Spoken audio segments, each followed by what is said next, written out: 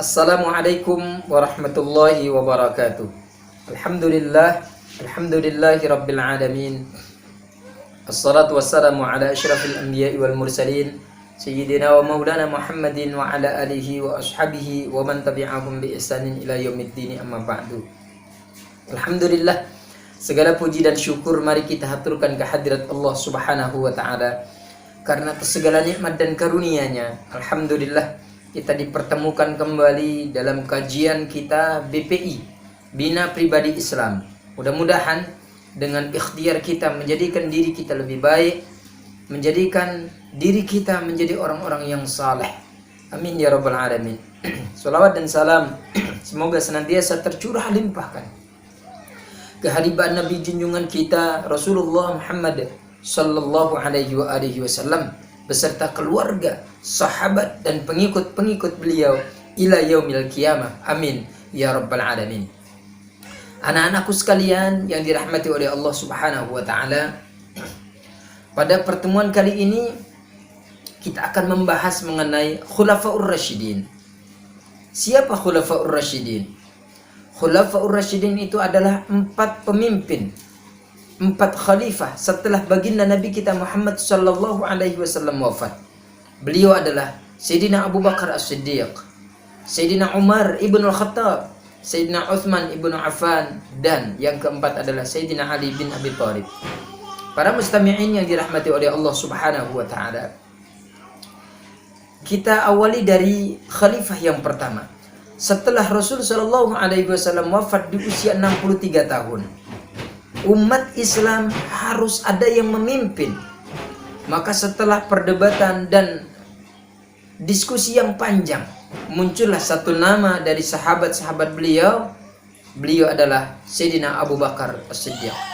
Kenapa Sayyidina Abu Bakar menjadi khalifah yang pertama? Pertimbangannya adalah karena Sayyidina Abu Bakar radhiyallahu anhu pernah menjadi imam mengganti Rasulullah sallallahu alaihi wasallam saat Nabi kita Muhammad sallallahu alaihi wasallam sakit. Kemudian selain daripada itu, Sayyidina Abu Bakar As-Siddiq merupakan sahabat terdekat Nabi kita Muhammad sallallahu alaihi wasallam, dan sekaligus Sayyidina Abu Bakar adalah mertua dari Rasul sallallahu alaihi wasallam, karena Sayyidah Aisyah radhiyallahu anha itu adalah anak dari Sayyidina Abu Bakar As-Siddiq. Dan Sayyidina Abu Bakar As-Siddiq inilah yang menemani Nabi kita Muhammad sallallahu alaihi wasallam berada di Gua Thur saat dikejar-kejar oleh kaum kafir Quraisy, ingin dibunuh. Maka oleh karenanya pantaslah jika yang menggantikan baginda Rasul sallallahu alaihi wasallam menjadi khalifah pertama adalah Sayyidina Abu Bakar As-Siddiq. Kemudian masa kekhalifahan Sayyidina Abu Bakar As-Siddiq ini tidaklah panjang, hanya 2 tahun 3 bulan 3 hari. Nah, masa terpenting pada masa khalifah Sayyidina Abu Bakar As-Siddiq ini adalah beliau di masa kekhalifahan beliau memerangi orang-orang yang murtad, orang-orang yang kembali murtad setelah masuk Islam. Ya, ketika mereka mendengar Nabi kita Muhammad sallallahu alaihi wasallam wafat, imannya yang masih lemah, imannya yang masih tipis, mereka kembali murtad, kembali memeluk agama nenek moyangnya, sehingga mereka itu diperangi di zaman Khalifah Sayyidina Abu Bakar As-Siddiq. Para mustami'in yang dirahmati oleh Allah Subhanahu wa taala. Kemudian yang kedua, khalifah yang kedua adalah Sayyidina Umar ibn Al-Khattab radhiyallahu anhu. Sayyidina Umar ibn Al-Khattab radhiyallahu anhu, kita tahu bahwa Sayyidina Umar ibn Al-Khattab itu adalah sahabat Nabi kita yang tegas, sahabat Nabi kita yang begitu keras, luar biasa. Bahkan siapa yang berani dengan Sayyidina Umar, jago gulat, itu Sayyidina Umar. Jangankan manusia, syaitan saja itu takut ketika bertemu dengan Sayyidina Umar radhiyallahu anhu. Nah, para mustami'in yang dirahmati oleh Allah Subhanahu wa taala, Sayyidina Umar di masa kekhalifahan Sayyidina Umar yang terpenting adalah peradaban Islam, perluasan wilayah Islam itu semakin meluas. Bahkan dikatakan dalam sejarah hampir sepertiga dunia itu dikuasai oleh Islam pada masa Khalifah Sayyidina Umar ibn Khattab radhiyallahu anhu. Hadirin yang mulia, kemudian yang ketiga, khalifah yang ketiga adalah Sayyidina Utsman radhiyallahu anhu. Sayyidina Utsman ini adalah sahabat Nabi kita Muhammad sallallahu alaihi wasallam yang kaya dan begitu dermawan luar biasa. Dia memiliki banyak harta, tapi hartanya digunakan untuk membela agama Allah Subhanahu wa taala. Sayyidina Utsman radhiyallahu anhu terkenal dengan Dzan-Nuraini. Kenapa? Karena Sayyidina Utsman radhiyallahu anhu beliaulah yang mengawini dua anak dari baginda Rasulullah sallallahu alaihi wasallam. Dan Sayyidina Utsman ini beliau wafat ketika beliau membaca Al-Quran. Jadi ada pemberontak yang masuk ke rumah beliau, kemudian beliau dibunuh. Darahnya mengalir dalam Al-Quran. Hal yang terpenting yang dilakukan di masa Khalifah Sayyidina Utsman radhiyallahu anhu itu adalah di masa beliaulah disusunlah mushaf. Makanya mushaf yang kita kenal adalah mushaf Utsmani. Karena di zaman Sayyidina Utsman itu mushaf sudah mulai dikumpulkan. Kemudian para hadirin yang dirahmati oleh Allah Subhanahu wa taala, yang terakhir khalifah yang keempat adalah Sayyidina Ali ibni Abi Thalib karramallahu wajhah. Sebagaimana kita ketahui bahwa Sayyidina Ali ini adalah keponakan dari Rasulullah sallallahu alaihi wasallam. Dalam sejarah dikatakan Sayyidina Ali ini adalah pemuda yang cerdas luar biasa, pemuda yang pemberani, pemuda yang hebat. Sehingga tidak heran jika Nabi kita Muhammad sallallahu alaihi wasallam mengatakan, "Ana Madinatul Ilmi wa Aliyu babuha." Aku, kata Rasul, adalah kotanya ilmu, sedangkan pintu gerbang dari kota itu adalah Ali. Aku kotanya ilmu, kata Rasulullah, sedangkan Ali itu adalah pintunya.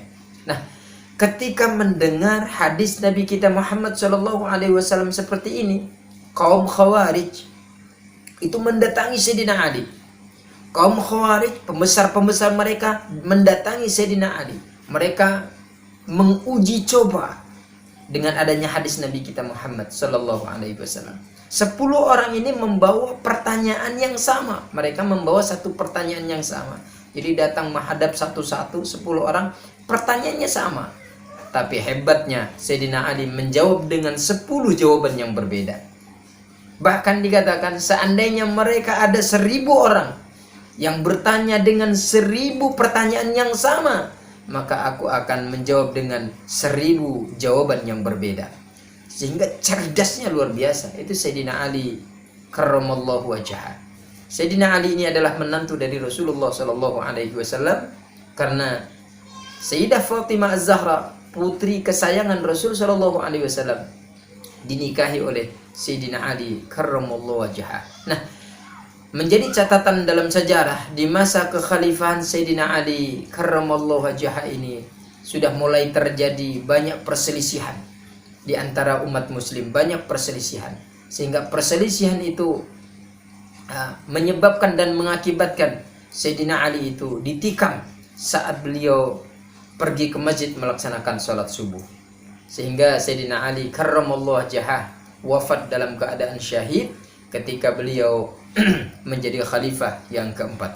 Nah, mudah-mudahan sekilas tentang Khulafaur Rasyidin ini menjadi wawasan bagi kita dan menjadikan motivasi bagi kita bahwa betapa perjuangan para pendiri-pendiri para Khulafaur Rasyidin, para khalifah yang pertama, yang kedua, yang ketiga sampai yang keempat itu bukan hanya hartanya yang dia taruhkan untuk mempertahankan agama ini, untuk mempertahankan syariat ini, tetapi bahkan jiwa raganya, nyawa sekalipun dia pertaruhkan untuk syariat yang dibawa oleh Rasulullah sallallahu alaihi wasallam.